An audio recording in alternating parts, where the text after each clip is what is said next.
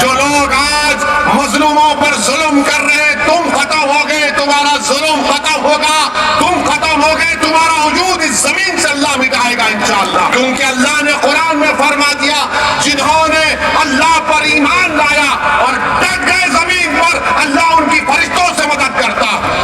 کبھی بھی حالات سے مایوس مت ہو۔ اللہ قرآن میں فرماتا، لا تقنطوا من رحمت اللہ، کہ اللہ کی رحمت سے مایوس مت ہو۔ حضرت بلال کو کیسی تکلیف دی جاتی تھی مکے کی سرزمین پر؟ مکہ کی سرزمین ہے، بلال حبشی ہے، اور حضرت بلال امیہ بن خلف کے غلام ہے، اور حضرت یاسر بن عمار کو کوڑے مارے جا رہے ہیں۔ امیہ بن خلف یاسر بن عمار رضی اللہ تعالیٰ عنہ کو کوڑے مارتا ہے، تھک جاتا ہے۔ ابو جہل مارتا ہے، تھک جاتا ہے۔ ابو لہب مارتا ہے، تھک جاتا ہے۔ اور پھر امیہ بن خلف حضرت بلال حبشی سے کہتا ہے کہ بلال اب تم مارو، تم طاقتور ہو۔ حضرت بلال پریشان ہے، اسلام قبول کر چکے ہیں۔ حضرت عمار کے قریب جاتے ہیں تو حضرت عمار کہتے ہیں کہ بلال آپ بھی مجھے 2-3 کوڑے مار دیجئے، مگر یہ مت کہیے کہ آپ نے اسلام کو قبول کر لیا، مار لو مجھے بھی 2-3 کوڑے تم۔ امیہ بن خلف جو ان کا جنہوں نے حضرت بلال کو خریدا تھا، وہ پکار کر کہتا ہے بلال مارو اس کو۔ حضرت بلال حضرت عمار بن یاسر کی طرف دیکھتے ہیں، ابو لہب کی طرف دیکھتے ہیں، حضرت عمار بن یاسر کی طرف دیکھتے ہیں، امیہ بن خلف کی طرف دیکھتے ہیں، حضرت یاسر بن عمار کی طرف حضرت بلال دیکھتے ہیں، اور ابو جہل کی طرف دیکھتے ہیں، اور پکار کر کہتے ہیں کہ سنو یاسر بن عمار، جب تم اس اللہ وحدہ لا شریک کو ماننے والے ہو، جب تم رسول اللہ صلی اللہ علیہ وسلم کے غلامی کا اعلان کر چکے، تو جب تم اللہ کے دین کے لیے کوڑے کھا سکتے ہو تو بلال بھی تمہارے لیے کوڑے کھائے گا۔ اور پکار کر امیہ بن خلف کو کہتے ہیں کہ اکیلا یاسر بن عمار کوڑے نہیں کھائے گا، بلال بھی کوڑے کھائے گا اور تمہاری مصیبت کا مقابلہ کرے گا۔ میرے عزیز دوستوں اور بزرگوں، کبھی بھی حالات سے مایوس مت ہو۔ اللہ قرآن میں فرماتا، لا تقنطوا من رحمت اللہ، کہ اللہ کی رحمت سے مایوس مت ہو۔ حضرت بلال کو کیسی تکلیف دی جاتی تھی مکے کی سرزمین پر؟ ریت پر لٹا کر گرم گرم پتھر حضرت بلال کی پیٹھ پر رکھ دیے جاتے۔ رسول اللہ صلی اللہ علیہ وسلم نے جب حضرت بلال کی تکلیف دیکھی تو آنکھ میں آنسو آ گئے رحمت اللہ عالمین کے، اور دعا کی یا اللہ حضرت بلال کے پر کچھ آزاد کر دے اس تکلیف سے۔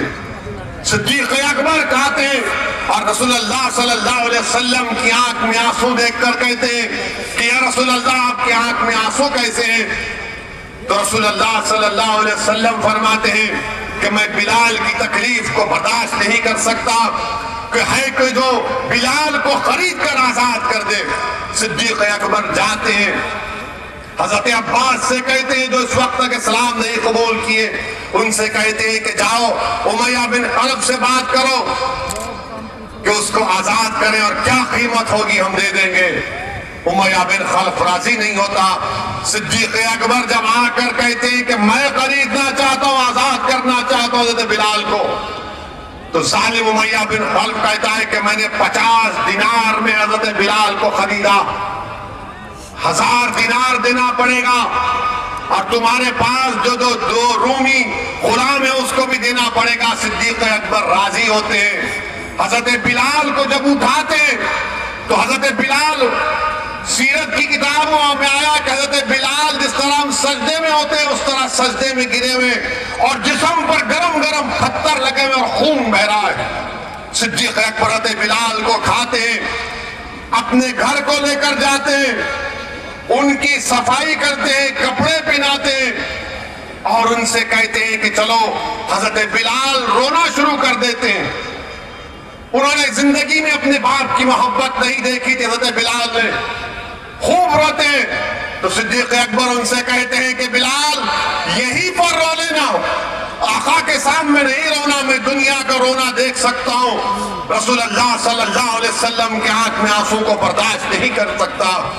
دونوں مل کر رسول اللہ صلی اللہ علیہ وسلم کے پاس جاتے ہیں.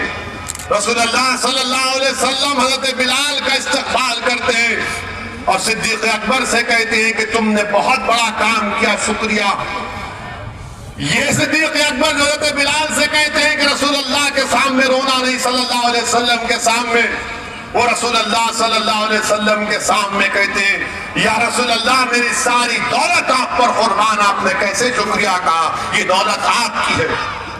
اب آپ اندازہ لگائیے کہ وہ حضرت بلال جس کو مارا جا رہا تھا, پیٹا جا رہا تھا, اللہ کے رسول نے دعا کی, وہ بلال آزاد بھی ہوئے.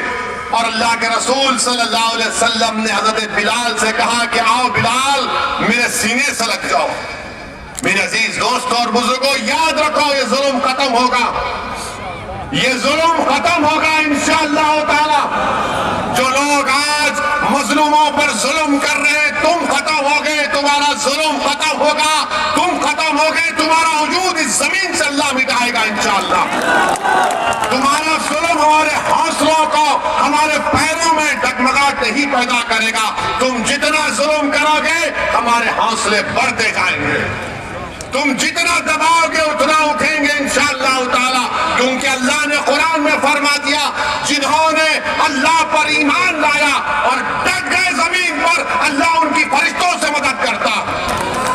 تو تم ڈٹ جاؤ زمین پر, تم ڈٹ جاؤ زمین پر, ہمت مت ہارو.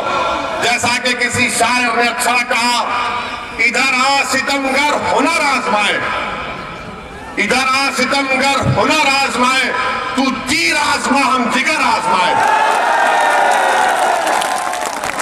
میرے عزیز دوستوں اور بزرگوں, تاریخ میں بھری پڑی ہے حضرت بلال کی وہ تکالیف ہمارے سامنے. حضرت سمیہ کو نیزہ مار کر ان کا حمل ساکت کر دیا گیا. حضرت سید الشہداء حضرت حمزہ کی لاش سے کیا کیا گیا تھا. تو تم کیا سمجھ رہے ہو کہ ہم پر جو ظلم کیا جائے گا؟ ارے میرے عزیز دوستوں اور بزرگوں, کامیابی انشاءاللہ تعالی آپ کے قدم چومے گی, کامیابی قدم چومے گی. جو لوگ آج ظلم کر رہے ہیں, یاد رکھو اقتدار ہمیشہ کسی کے پاس رہنے والا نہیں ہے, اقتدار جائے گا انشاءاللہ تعالی. جو لوگ آج ظلم کر رہے ہیں طاقت کے بلبوتے پر, اقتدار کے نشے میں آ کر, کل تمہارے پاس اقتدار نہیں ہوگا, کل تمہارے پاس اقتدار نہیں ہوگا.